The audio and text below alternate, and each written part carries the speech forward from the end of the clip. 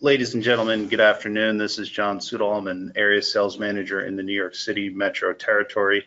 Today we are doing a presentation on REDEXPERT.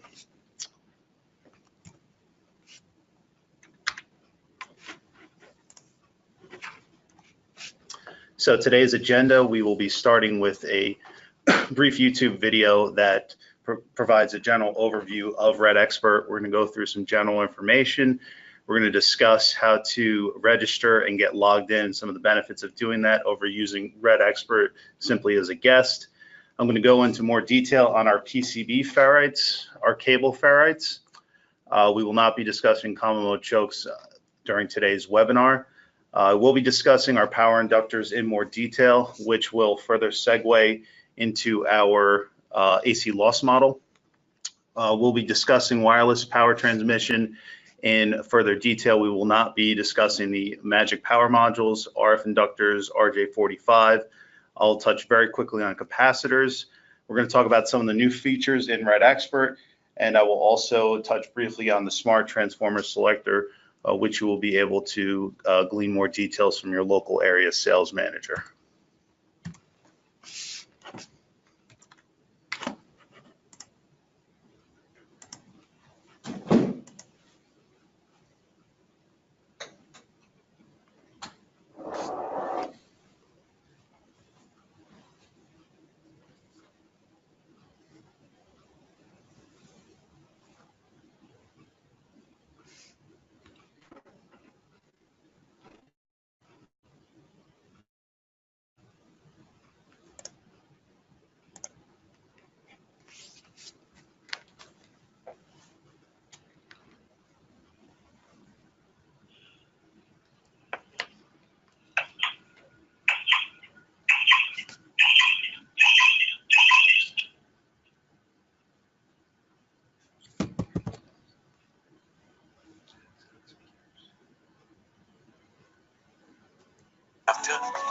For your buck converter, you can even determine the performance accurately at various conditions. Enter your application parameter, and REDEXPERT will suggest suitable inductors.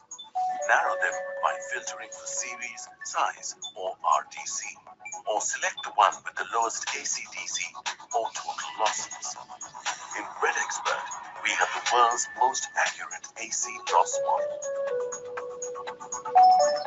Common core loss models are based on stylets, applying a simple sine wave to an ideal ring core with positive and negative excitation. But for our state-of-the-art AC loss model in REDEXPERT, we use real power inductors in real applications, considering also DC bias and even fringing effects. All materials, shapes, and sizes are supported.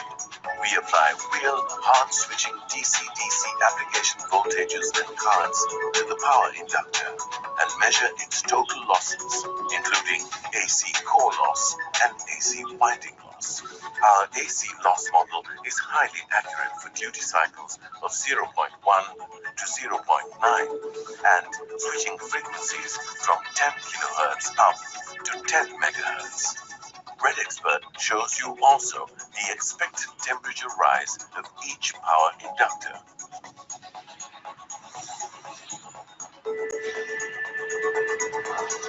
We even validated it in our lab so that you don't need to do it.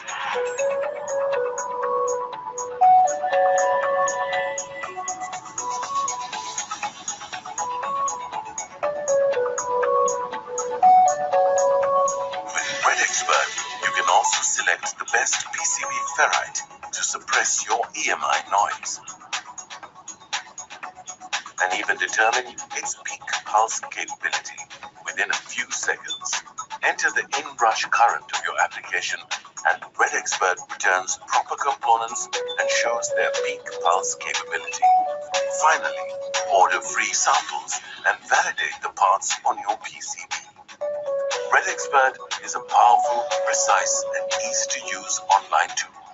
It's engineered for your needs to simplify component selection and performance simulation. One tool many uses. REDEXPERT.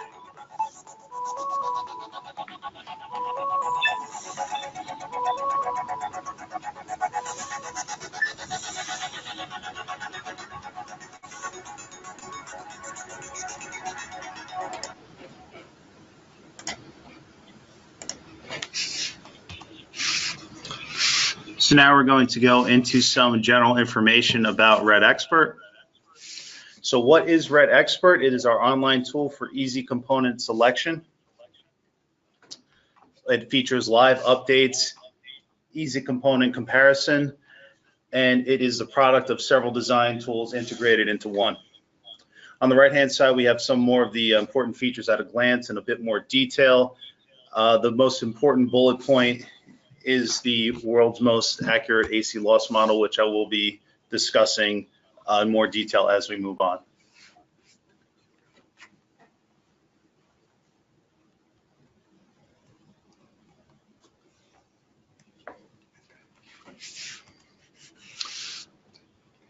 So here is our REDEXPERT landing page.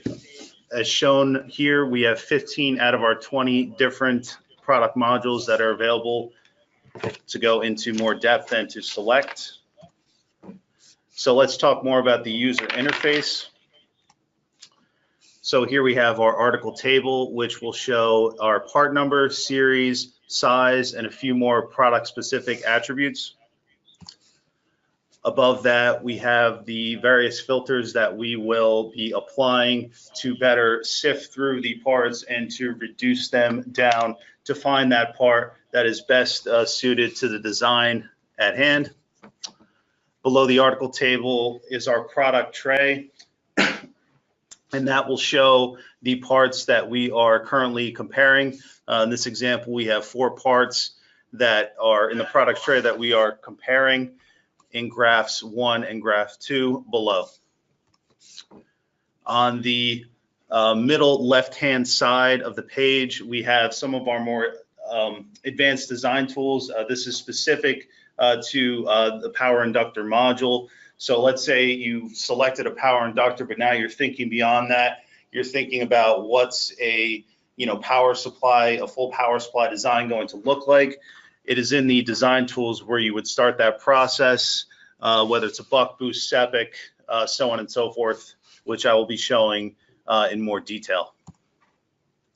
And finally, on the lower middle left-hand side of the page, we have our share buttons, which will enable you to share the results of REDEXPERT on various social media platforms.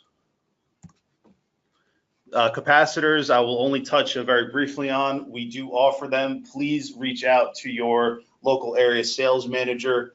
He will be able to provide samples and more detailed information. We will not be going into that on today's webinar.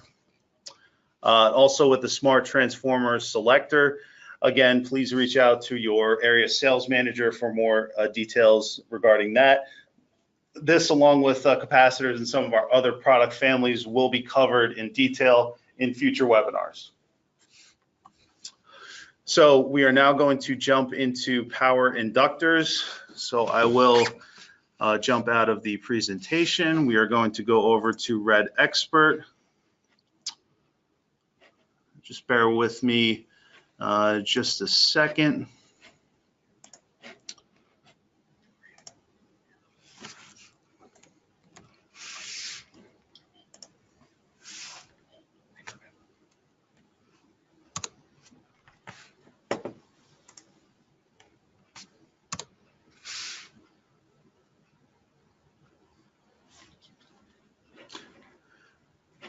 So just bear with me just a second as we are navigating to REDEXPERT. The application is now starting. So here is our landing page. We're going to go to fast and easy component selection. I will now select power inductors. And as the module's coming up. So here we are at the power inductor landing page. And as will be shown in the upper right-hand corner, we have 2,568 different power inductors from which to choose from. That's quite an array, a little bit daunting. So what we're going to do is we're going to start applying filters to narrow down to a more reasonable number to compare. So let's say we're looking for a 4.7 microhenry inductor. So I will go over to L0. So 4.7, so let's just say 4.4 on the low end to 4.9. It's a little bit of a lag on the high end.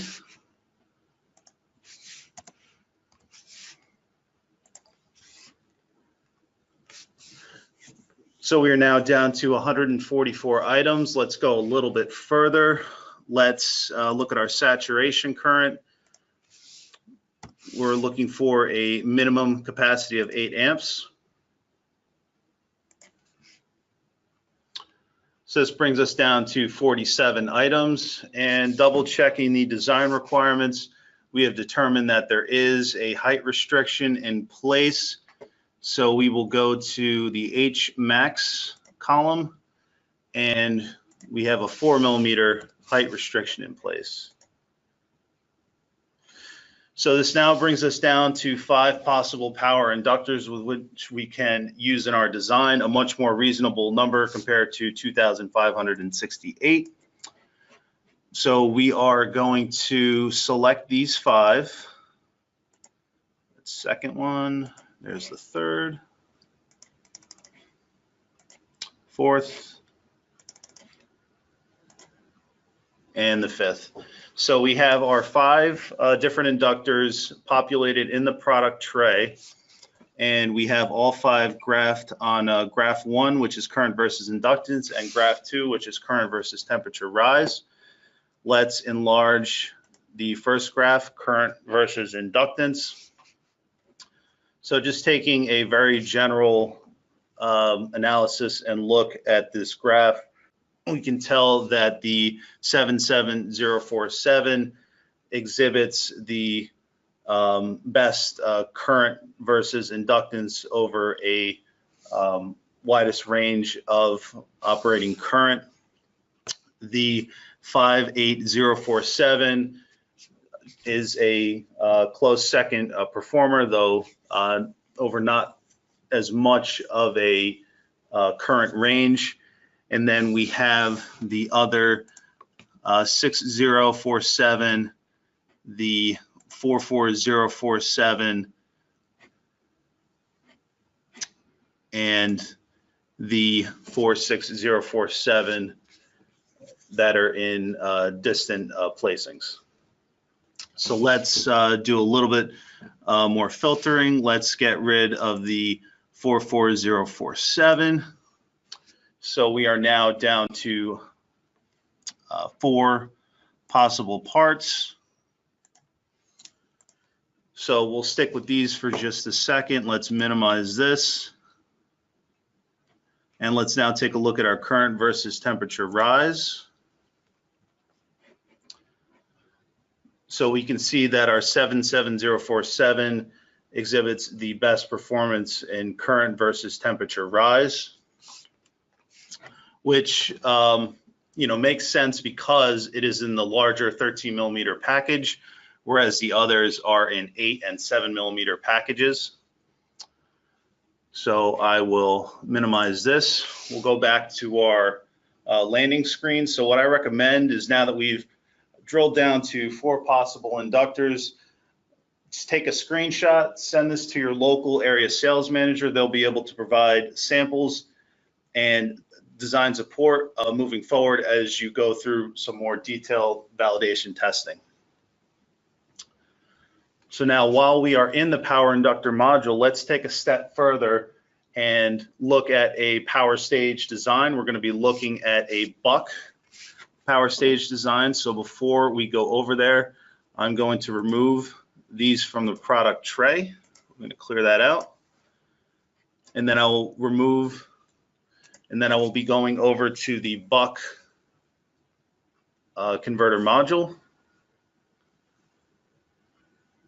So the filters have changed a bit. As the module loaded up, it loaded these automatically. So now let's take a look at some of our parameters.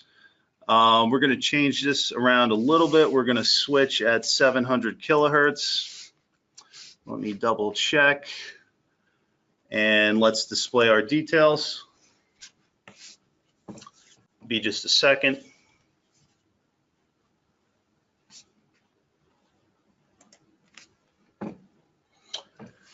So here are our details. We have 45 possible power inductors that we can use in this buck converter design, switching at 700 kilohertz. Our optimum inductance value is 5.39 microhenries. That's kind of an oddball value. Not a lot of manufacturers out there make something like that. So we're going to be working off the closest common inductance values. So let's take a look at the right-hand side. Let's sort by delta T.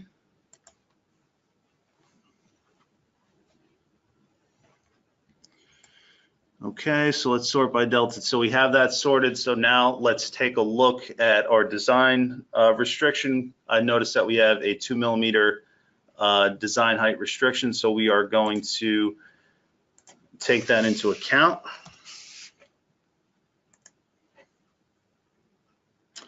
So that now brings us down to 7 power inductors that we can use in this buck converter design.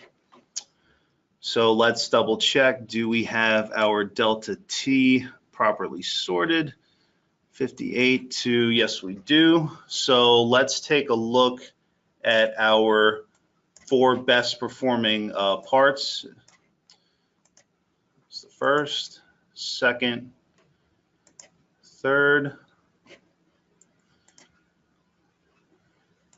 one more, and the fourth. So just walking through the screen a little bit, as I click on different parts in the product tray, you can see the design details change. So for instance, with the 34047, we have a delta T of 35.7 Kelvin, which is the coolest running part. Then the 42047 is 42.8. The 047, 45, etc., etc. Let's make some observations. So our coolest running part does happen to be in the largest package size, a 5 millimeter package size compared to 4 millimeter, which makes sense. Let's take a look at the current versus inductance. We'll enlarge that. So as far as the best performance of the current versus inductance, the 4047, again in that 5 millimeter package, is going to be in the second place, so to speak, but it does exhibit the best characteristics over the widest range of operating currents. And the 42047 and the 24047 exhibit similar characteristics, though the 24047 has a little bit longer range as well. We'll minimize that.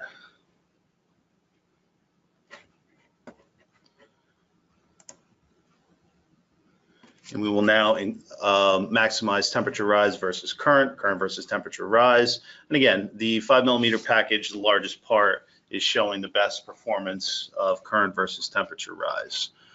One thing I do want to mention additionally, I did make note of how the delta T changes on the left-hand side as we cycle through different parts in the product tray, but also equally, if not more importantly, the total loss calculations are changing as well as you cycle through the different parts.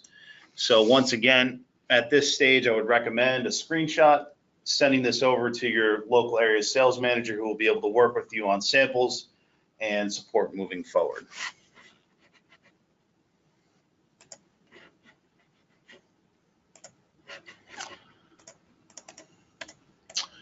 So this now brings us to, bear with me, ladies and gentlemen, a few more. So we've discussed power inductors. We've gone a step further and discussed a buck converter. Let's now talk about this world's most accurate AC loss model. What is it? So we're going to start with a discussion of total losses, and those are That is a summation of DC losses and AC losses. DC losses, we're looking at copper losses with an average DC current through the component. This is easy to calculate. It's a variant of Ohm's law, P equals I squared RDC. AC losses is a little bit more complicated. We're looking at winding losses due to skin effect, proximity effect, etc. Core losses, eddy current and hysteresis loss, as well as losses in the core due to magnetization. So how is our AC loss model and a very popular Steinmetz model characterized, set up? So our AC loss model is set up with a simple Class D amplifier, whereas the Steinmetz model is set up using a sine wave generator. This is a complex setup to measure and to accurately validate. So the Worth AC loss model, we base it on real-time application setup and measurements, whereby we use a pulsating input voltage applied over the inductor. The input and output power is then measured, and we repeat the process over a wide range of a few different parameters, including variation of peak flux density, and from which we gather our own empirical data. It is this empirical data from which we are able to produce the Worth AC loss model. The advantages of this process: we're able to accurately calculate losses for any given duty cycle.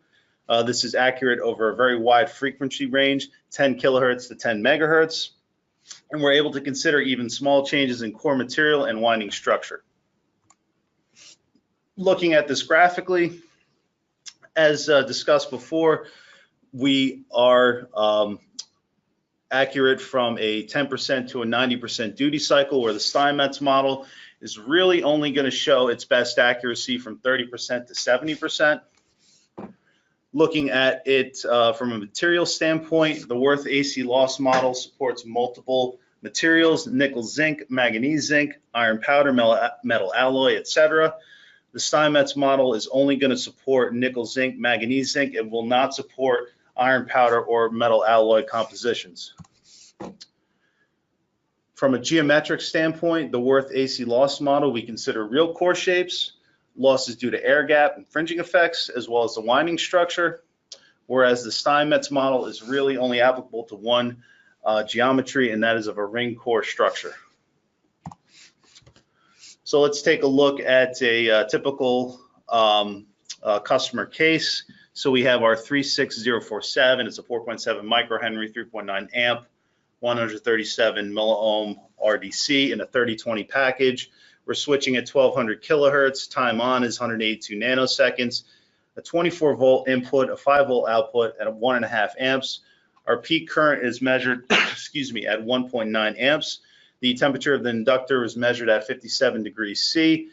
And from the REDEXPERT Worth AC loss model, we were able to calculate a 380 milliwatt loss calculated from temperature rise. So this can be seen in detail on the right-hand side of the screen. That's an actual snapshot from REDEXPERT. This example is able to be seen in detail live on the address shown below. So I'm now going to jump in and discuss our cable ferrite products in a little bit more detail. So we will go back over to REDEXPERT. Fast and easy component selection, ferrites for cable assembly. And we'll just wait for this to load. Okay, so here's our landing page for cable assembly ferrites. So from here, let's go right into the system, where we're going to be able to go through a couple different filters, parameters, application hints. So just to discuss the application hints in a little bit more detail. So we're able to change our impedance matching to match a few different unique applications, like a 90 ohm match on a long data signal line, a 50 ohm match on a typical data signal line, a 10 ohm match on a VCC, and a 1 ohm match on a ground plane. So for this example, let's say we're going to stick with the ground plane and we require 25 decibels of attenuation at 300 megahertz. 300. Going to display details. So based on that input, REDEXPERT has determined that we require 33.6 ohms of impedance at 300 megahertz. We have 250 possible cable ferrites to choose from. Again, a daunting number, so let's see if we can filter that down even more. So let's go to the type.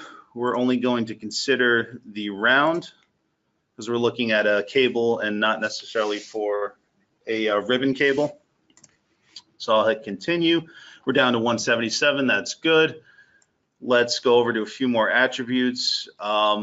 We are going to only consider the snap-on ferrites as those are the fastest and easiest to use. Continue down to 42 items. This particular design, this particular product, it would be best if the snap ferrite was a black color to blend aesthetically.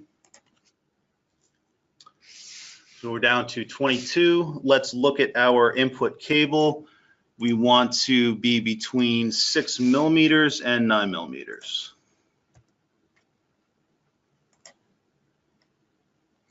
So we are now down to 8 different snap ferrites that can be used to properly attenuate this noise and to bring ourselves within EMI compliance. So to get ourselves better organized, let's sort at 300 megahertz.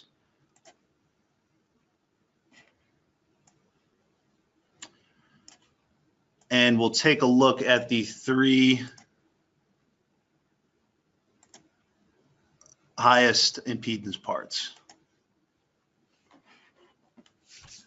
So here we are looking in the product tray. So we have 2 products from our Star Bueno series and 1 from our Star Tech. Let's enlarge frequency versus impedance. So as we can see, the 3 parts are fairly similar. The 5815S and the 1112S exhibit fairly similar curves until we reach the 300 megahertz mark. And then the 5815S stops there, and the 1112S continues on towards the 1 gigahertz mark.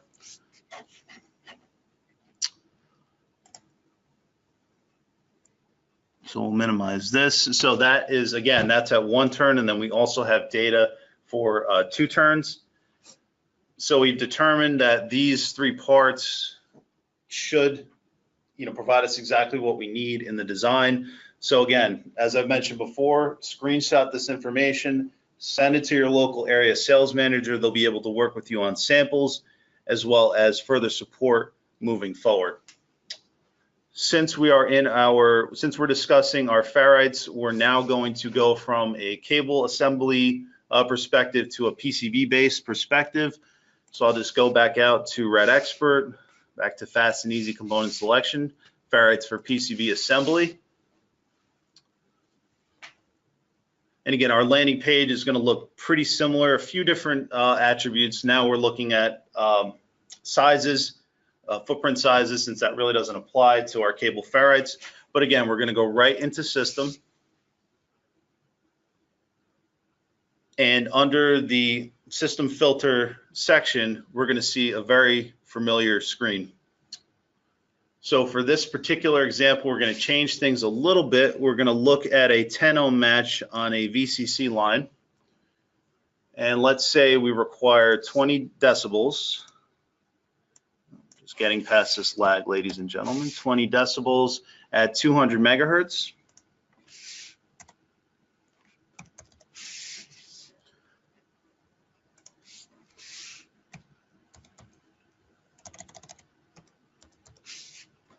Click display details.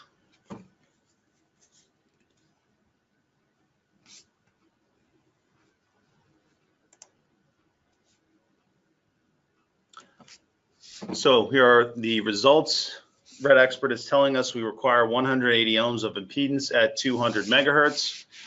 So we're down to 161 possible PCB ferrites that we can use to attain success in this design. Let's keep filtering.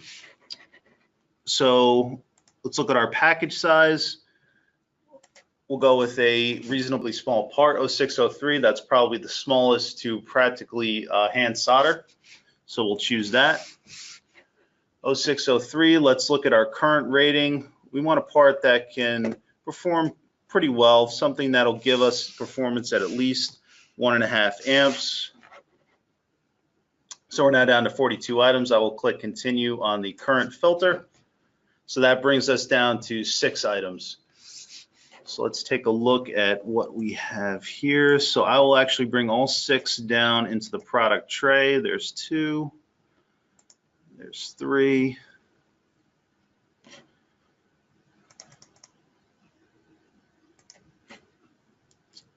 4,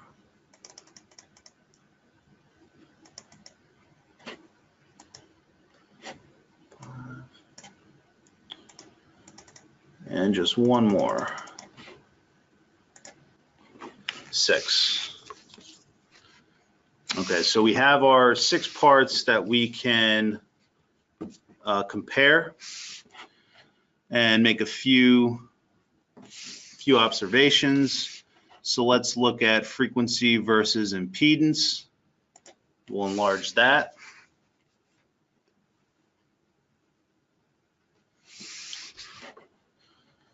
Okay, so fairly nothing that really stands out as a really positive outlier or a negative outlier. They're all pretty well contained within a fairly narrow band. So let's see, just for the sake of simplicity and speed of testing and validation, let's try to eliminate some.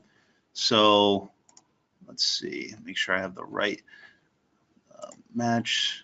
So this 92624, it's probably the laggard of the group, so we'll get rid of that. We'll X that out. Let's take a look at the 92622.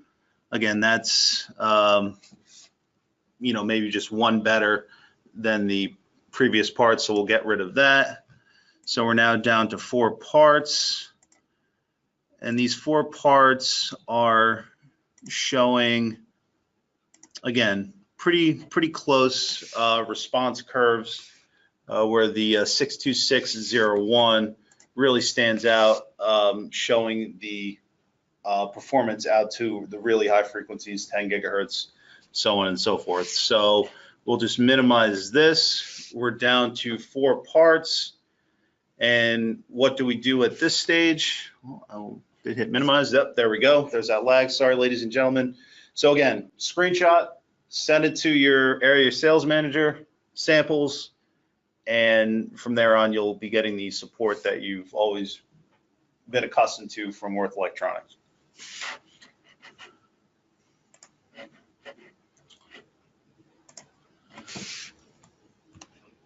So now we're going to take a look at some of our wireless power transmission products in more detail. The reason we're doing that is that this product segment has become one of our more popular product segments as we see the technology further proliferating out into the marketplace. I'll back up, sorry about that. So back to REDEXPERT,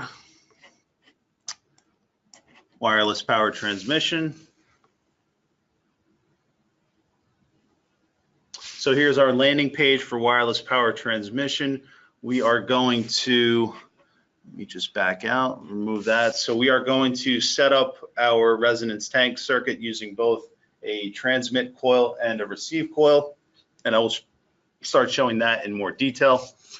So let's go to the right-hand side. Let's take our 2142 transmit coil. We will drag and drop. So 59 coils total, both transmission and receive coils. We are now down to 27 possible receive coils that can be used in this design. So let's go to our match column. Not working, that's not really a useful filter to apply. So we will go to usable. So we now have 16 different coils that will enable us to set up the appropriate resonance tank circuit. So we now have that. So let's take a closer look at, so I want to direct your attention to the lower left-hand corner. We're going to select the first three, just for example. We'll put those into the product tray. So we have our 01214, our 03215, and our 05309. So as you notice, I have the 5309 highlighted. The C1 is 220 nanofarads, so I'll just enlarge that. So this is the, just to give you an idea, this is the circuit that we are trying to achieve and set up, the tank circuit. So I'll now highlight the 03215, and you can see the C1 and C2 values are changing. And again, when I click on the 01214, the tank circuit values are changing again. So this will speed your design of the tank circuit once you have the appropriate transmit and receive coil selected. I want to direct your attention to the lower right-hand side to the picture box, where you'll be able to see as I change the products that are selected under the product tray, you can get an idea of the different picture geometries. And I also want to note that anytime in REDEXPERT, whether it's with the wireless power transmission coils or any of the ferrites, inductors, so on and so forth, you're able to get a quick link to a data sheet. We'll open a data sheet, excuse me. And we are loading. And here's the data sheet for the 01214 to provide more detail on the product. So here we are again at a very familiar place. Screenshot, send it to the area sales manager. We'll get hooked up with samples and support moving forward.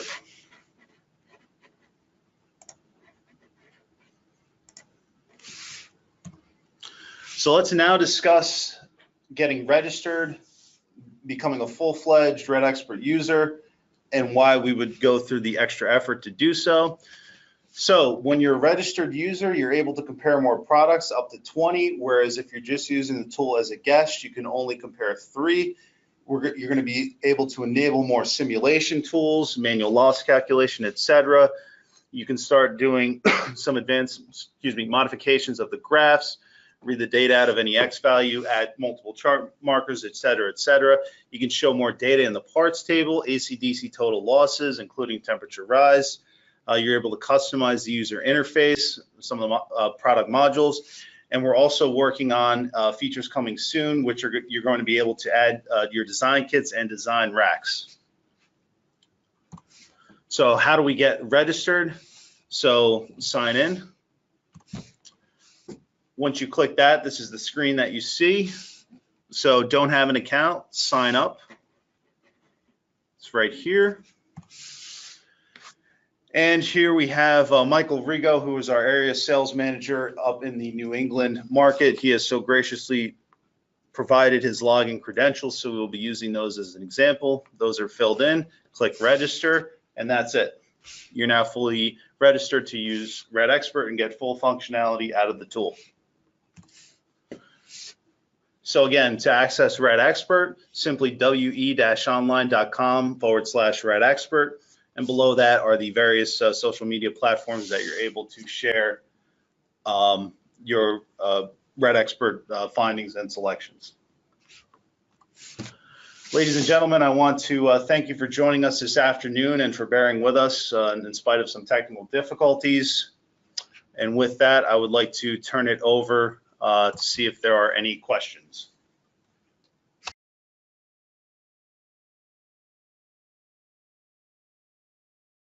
Sorry, ladies and gentlemen, I had the microphone on mute. So I have one question asked where the question is, these graphs are of inductance versus current. Is that instantaneous current?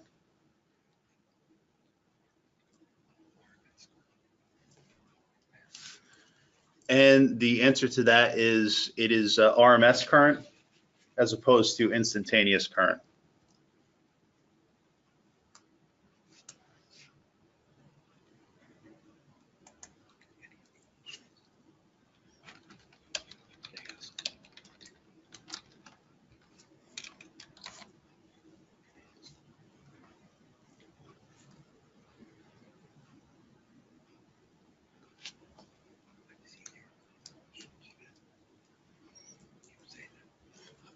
So I see there's no other questions yet. We do still have the webinar open to our Q&A period. Please don't be shy. Fire away.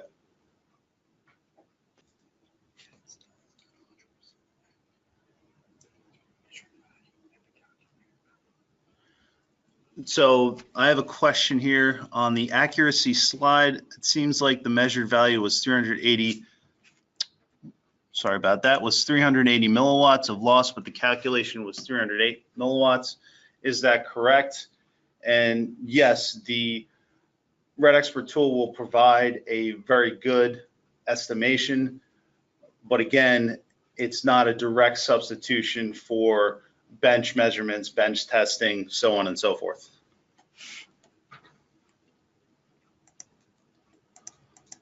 I have another question. The question is, do you have a public paper explaining the methodology of the AC loss module? We do have a paper available in our application notes that goes into further detail on this. We'll provide a link, a direct link on the website to that.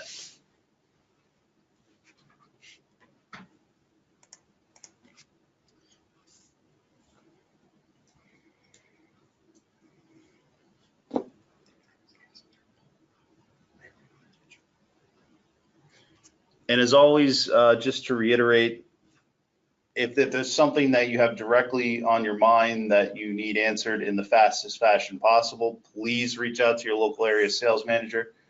They'll be more than happy to direct you to the proper source of information.